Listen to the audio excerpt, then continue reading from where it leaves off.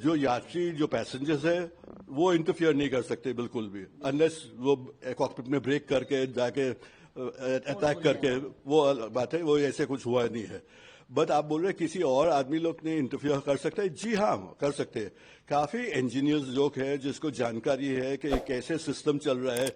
After all एक computer है, computer का आपका घर में भी कंप्यूटर चलाते हैं आप, किसको जास्ती जानकारी है? कोई कंप्यूटर एक्सपर्ट्स को जास्ती जानकारी है, सॉफ्टवेयर इंजीनियर्स को जास्ती जानकारी है. अगर किसको जानकारी है कैसे अगर मैनिपुलेट करना है, कुछ फॉल्ट फाइंड करना है तो कर सकते हो. लेकिन वो हुआ कि नहीं अभी पता करना चाहिए इंक्वायरी से. सर सवाल ये भी खड़ा होता है कि अगर कोई इस तरह की चीजें प्लान करता भी है, लेकिन टेक ऑफ के वक्त जो पायलट की जिम्मेदारी होती सारी चीजें चेक करना रूटीन, तो उसके बाद भी अगर टेक ऑफ करे तो टेक ऑफ के बाद भी क्या उन चीजों को? जी हाँ, हो सकते हैं. मैं आपको 2 एविडेंस दिखा रहा हूँ जो रिपोर्ट में भी आया है और पहले से पता भी लग गया है कि पहले तो एयरक्राफ्ट टेक ऑफ किया है, पावर ठीक था, उसने टेक ऑफ किया, स्पीड भी चल रही, करीब 5 सेकंड 3 सेकंड 5 सेकंड तक कुछ तकलीफ नहीं आई. लेकिन पहले जो कोई भी पायलट कोई भी एयरक्राफ्ट में करते हैं वो बोलते हैं पॉजिटिव रेट ऑफ क्लाइंब. उसका मतलब एयरक्राफ्ट है गियर ऊपर कर लीजिए. ऊपर करने की कोशिश हुई और नहीं हुआ है. क्यों नहीं हुआ है? ये अभी थोड़ा टेक्निकल एरिया में जाता हूं कि सभी एयरक्राफ्ट में, बोइंग है, एयरबस है, सब में एक स्विच होती है, बोलते हैं स्क्वाट स्विच. वो स्क्वाट स्विच गियर के पास में इंस्टॉल की जाती है.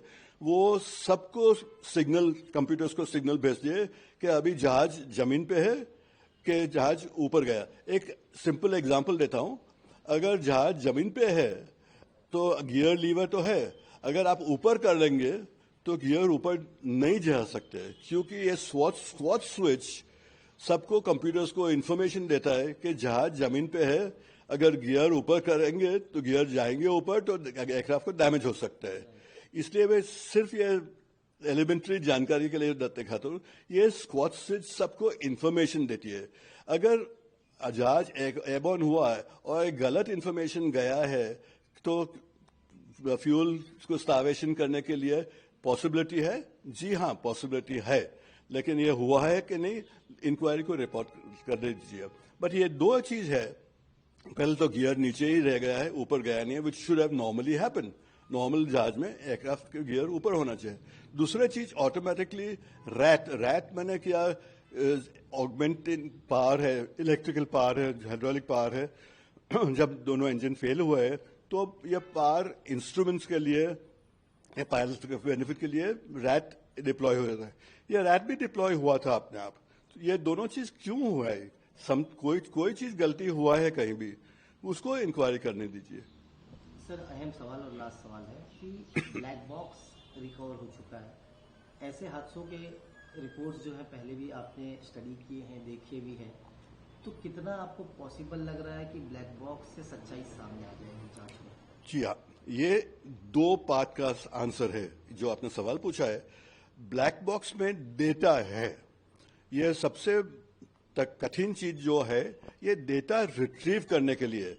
अभी आपको समझाने के लिए, आपका कंप्यूटर घर में चल रहा है, वो बहुत बड़ा फाइल है, कहीं आपको किसने भेजा है, उसको डाउनलोड करना है. वो बड़ा फाइल, उसको टाइम लगता है. वो फाइल अगर डाउनलोड करेगा तो आपके पास वो डेटा आएगा. अगर डेटा आएगा, लेकिन ये डेटा में क्या है वो इंटरप्रेट करने के लिए भी स्पेशलिस्ट चाहिए. तो पहले तो ये डेटा रिट्रीव हुआ है, वो हुआ है, लेकिन बाद में काफी स्पेशलिस्ट लोग हैं जो डेटा माने क्या, इंफॉर्मेशन आते हैं कि इतनी सेकंड में पायलट ने ये एक्शन किया है, इतनी सेकंड में पावर खोला है, इतनी सेकंड में पावर बंद किया है, इतनी सेकंड में को किया, जो भी हुआ है जहाज में वो डेटा में आ जाएंगे. लेकिन काफी स्पेशलिस्ट लोग जो है वो उसको इंटरप्रेट करने चाहिए कि वो सही हुआ है कि नहीं. और जो स्पेशलिस्ट है वो बताएंगे कि क्यों किया है, कैसे किया है, कौन सा टाइम को किया है. ये सब डेटा है, उसको इंटरप्रेट करने के लिए स्पेशलिस्ट बोलते हैं एक्सीडेंट एनालिसिस